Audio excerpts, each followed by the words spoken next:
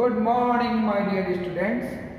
In our today's class, we are going to do the revision of lesson number 6.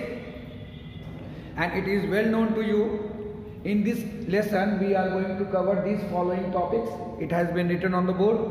That is the definition of excretion, the different excretory product, and the different excretory organs that we have, and further the human excretory system, formation of urine, and common disorder of urinary system.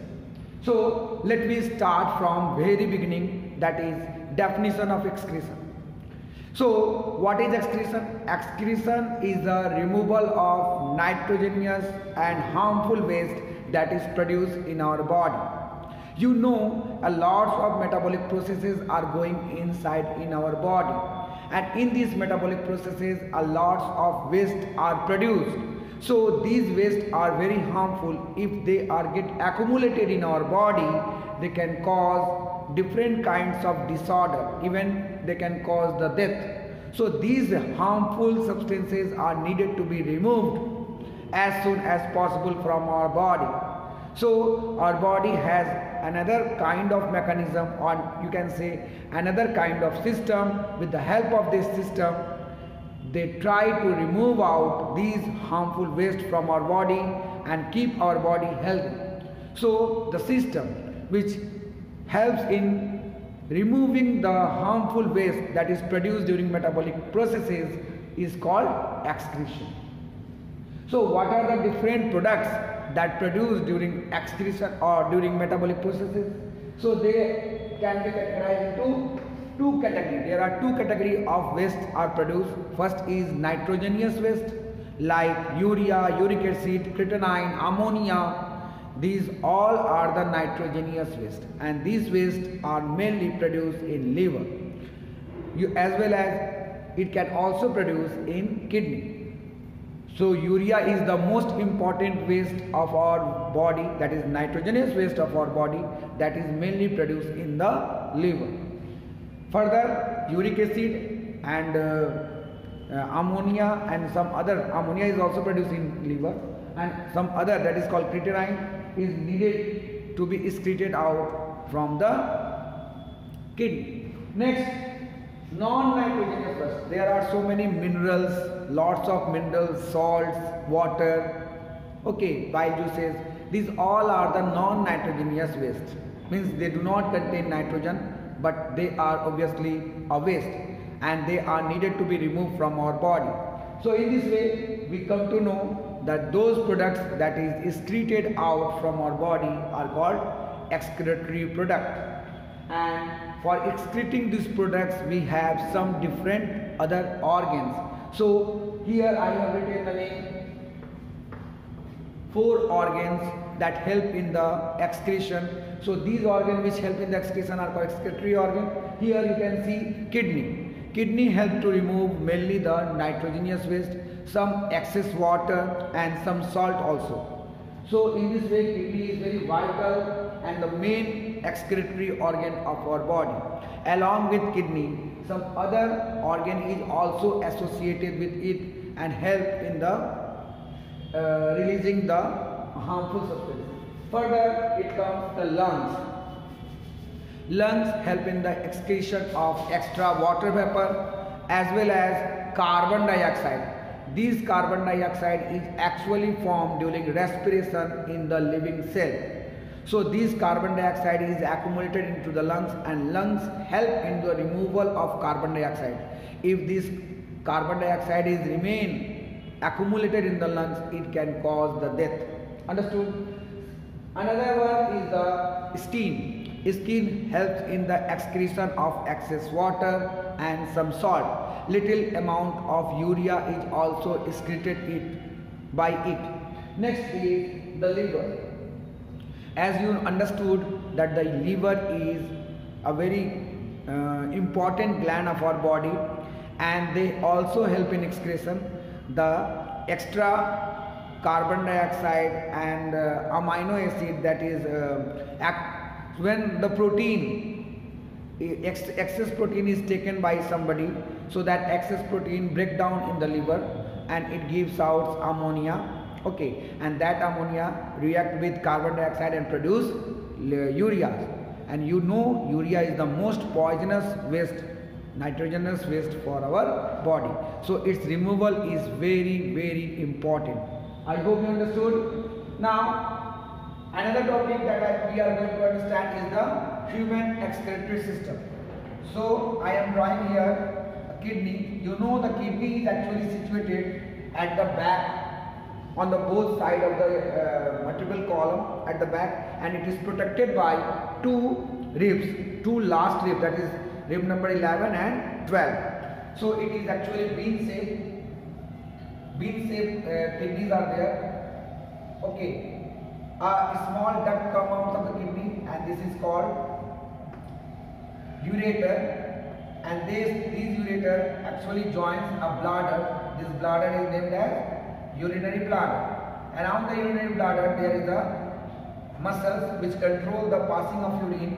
So this muscle is called sphincter muscle. Sphincter muscle. Okay. This is called urethra. Urethra. Don't be confused. Many students get confused with the ureter and urethra. This is ureter. This is kidney. The blood vessel which comes out from the heart and enter into the kidney is actually called aorta. Further, when it enter into the kidney, at that time it gets its name renal artery. Okay, so renal artery get branch and it spread throughout the liver. It spreads throughout the kidney. Similarly, one more pair of blood vessel comes out of the kidney and join the vena cava. So this large blood vessel which is going into the heart is vena cava. Okay, and these blood vessel which comes out from the kidney and join the vena cava is called renal vein. So I hope you all reminded everything. Okay, so when the blood from the heart comes into the kidney, it contains lots of waste like urea, uric acid, excessive salts and all. And when it goes inside the kidney there is a lot of kidney tubules, or you can say nephron, and these nephron take the blood from the that is called aorta, from the renal artery, and help to filter out the substances from the blood, or the waste substances from the blood. So renal tubule, that is called nephron, remove the waste and separate the blood, or you can say filter the blood, and these filtered blood again return back to the renal vein and from there to heart. Once again I am trying to make you explain this thing. See, once again try to understand this phenomenon so that you could have no any confusion regarding it. See, this is the kidney, and there is a lots of you can say triangular structure. So this triangular structure is called medulla. Okay, I have drawn here only 3. There are so many, and this outer portion is called cortex. Okay, this is called cortex and this is called medulla. I hope you understood. This is the aorta. When it enter into the artery, it gets its name as renal artery. Okay, so this is the renal artery. This renal artery gets branch, and there are lots of nephrons. They are arranged in this manner. Okay, so these blood vessels enter into the that is called nephron. See, I am drawing here a simple nephron to make you understand about this phenomenon. Okay, see, this is the nephron. Okay,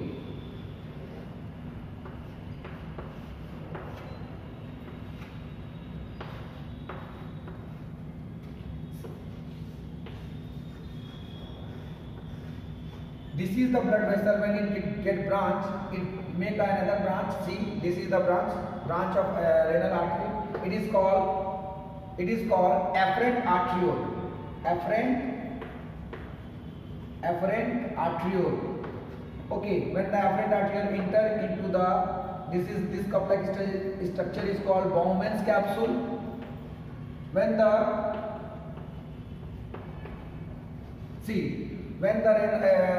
afferent arteriole enter into the Bowman's capsule, it make a knot-like structure, and this knot-like structure is called glomerulus. This is a very fine network of the blood vessel, glomerulus. Okay, which actually help in the filtration of the blood. So when the blood enter into the glomerulus filter it, and all the filtered blood go inside this is called PCT or proximal convoluted tubule. Okay, proximal convoluted tubule, and from there to loop of Henle, and from there to distal convoluted tubule, and then collecting duct. So when the blood enter into the afferent arteriole, there is a network like blood vessels which help to filter out the blood, and this vessel is called, this knot-like structure is called glomerulus. Okay, further the rest of our blood, that is called mainly solid part of the blood, that is called WBC, RBC, and certain protein get out. This filtered blood contain a lot of substances that is important. So this blood vessel, that is called efferent arteriole, is again get branched and connect whole PCT, DCT, and loop of Henle, and absorb the important nutrients. So again they return back, and when they return back, they come out in form of renal vein. So there is an arc. They make an arc from it enter into the kidney. When it enter into the kidney, it goes into the nephron, and from nephron it again comes back. So when it is called renal artery, then the blood vessel which comes out is called renal vein, and it joins the vena cava. I hope you understood the hormone phenomenon. Now we will understand another important feature of this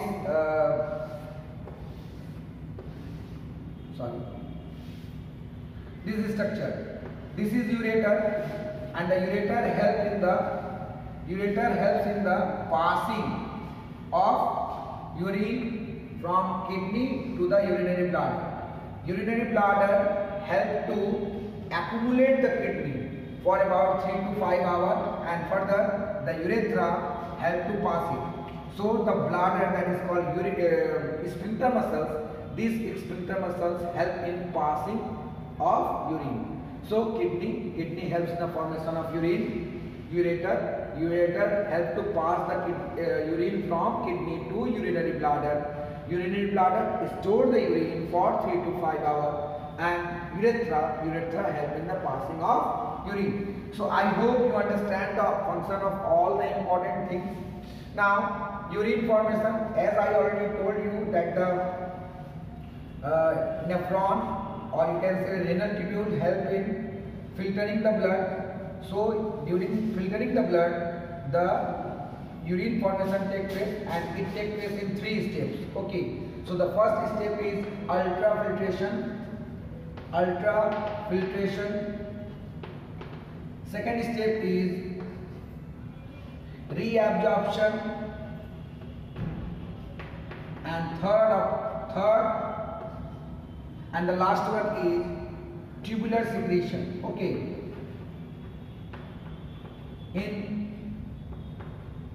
in first step, the blood enter into the Bowman's capsule, and with the help of glomerulus, the blood gets filtered. Okay, so this filtration is caused due to the wider opening of the afferent arteriole and narrower opening of the efferent arteriole. When the blood enter into the afferent arteriole, due to narrower efferent arteriole, a great pressure exerted in the glomerulus, which help in filtration of the blood in great pressure, and the filtration of the blood in great pressure is called ultrafiltration. Further, when the filtered blood get entered into the PCT, so this blood contain a lot of important substances like glucose, like plasma, like some protein, important amino acids, all. So in this case, this blood vessel that is called efferent arteriole get branched and form another network of blood vessel that is called secondary capillary, and this secondary capillary reabsorb all the important substances that has been come into the PCT, leukophilin and DCT, and again these all substances are reabsorbed. So it is called reabsorption of excessive water, different kinds of salts, and important substances like amino acid, like glucose and all. So this is the reabsorption. Reabsorption is one of the most important thing, and it is carried out with the help of a hormone that is called ADH hormone or antidiuretic hormone. It is also named as vasopressin. Further, all the substances that is accumulated will go into the collecting duct. Okay. So whatever the substances that is there, that is ergastic substances or unwanted substances is present at any side of the tube, then this DCT, it is called distal convoluted tubule, absorb all the unwanted substances like potassium ions, like penicillin, like some antibiotics, and release into the urine, into itself to form the urine, and in this way urine get formed and it is accumulated in the collecting duct. So this is the whole phenomenon that took place in the formation of urine. I hope you understood. If there could be any kind of doubt, you can ask me. Okay. Further, the common disorder of urinary system. Many people are nowadays are suffering with the kidney stone. So what is the reason of the kidney stone? Actually, there is a stony structure forms inside the kidney, and this is due to the accumulation of excessive calcium salt like calcium oxalate, calcium phosphate, and these calcium oxalate and calcium phosphate is accumulated due to not taking adequate amount of water. So when these salts, calcium salts like calcium oxalate and calcium phosphate react with uric acid, it forms some crystal, and this crystal slowly and simultaneously make a sediment, and lots of sediment combine together to form the kidney stone. And obviously this kidney stone give a severe pain in the kidney, and so tremendous that sometimes it need to go for the medical checkup and all.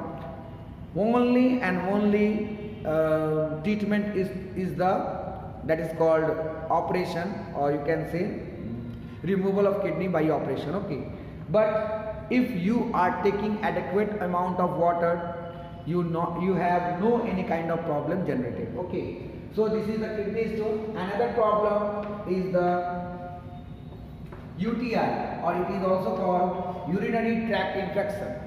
This urinary tract infection is mainly caused by a bacteria that is called Escherichia coli or E. coli. These bacteria are mainly found in our intestine, and when we defecate, when we go for the latrine, at that time these bacteria comes out. When these bacteria get their way into the urethra, it starts infecting the urethra, it starts infecting the urinary bladder, it starts infecting the ureter, and sometimes kidney also.